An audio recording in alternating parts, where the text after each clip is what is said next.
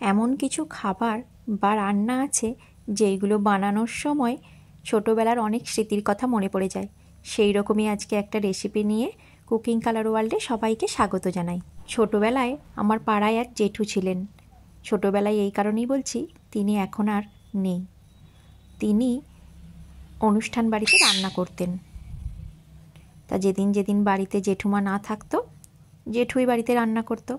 রান্না বলতে মাছের ঝোল, প্লেন আলু দিয়ে, অন্য কোনো সবজি দিয়ে না, আলু দিয়ে মাছের ঝোল আর ভাত। তা সেদিনই আমার জেঠুদের বাড়িতে নিমন্ত্রণ হতো।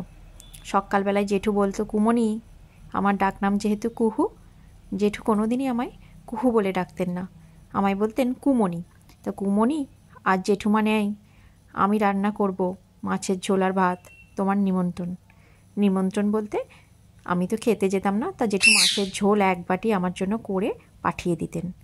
আর জেঠু যেহেতু অনুষ্ঠান বাড়ির রান্না করতেন, জেঠুর রান্না কেমন হতো আশা করি বুঝতেই পারছেন। ঠিক সেম পদ্ধতিতেই আজকে আমি বেশ একদম অনুষ্ঠান বাড়ির মতো আলু দিয়ে মাছের ঝোল বানিয়েছি।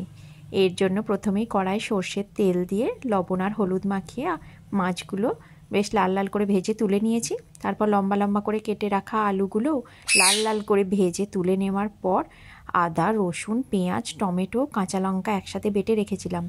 কড়াই সর্ষের তেলে 5 ফোড়ন, শুকনো লঙ্কা ফোড়ন দেওয়ার পর সেই মশলাটা দিয়ে হলুদ গুঁড়ো, জিরে গুঁড়ো, ধনে গুঁড়ো, কাশ্মীরি লঙ্কার গুঁড়ো, লবণ, সামান্য চিনি সব কিছু দিয়ে কষে নেওয়ার পর মশলা থেকে তেল ছেড়ে দিলে আলু দিয়ে সামান্য জল দিয়ে কড়াই ঢাকনা চাপা দিয়ে আলুগুলো সেদ্ধ করে নেওয়ার পর মাছ, টমেটো কুচি আর চেরা কাঁচা লঙ্কা দিয়ে কড়াই আবারও ঢাকনা চাপা দিয়ে দিতে হবে।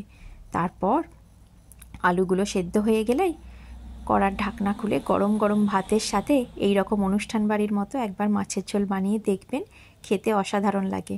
জেঠু আজ আর নেই, কিন্তু যখন বানাচ্ছিলাম তখন খুব জেঠুর কথা মনে পড়ছিল।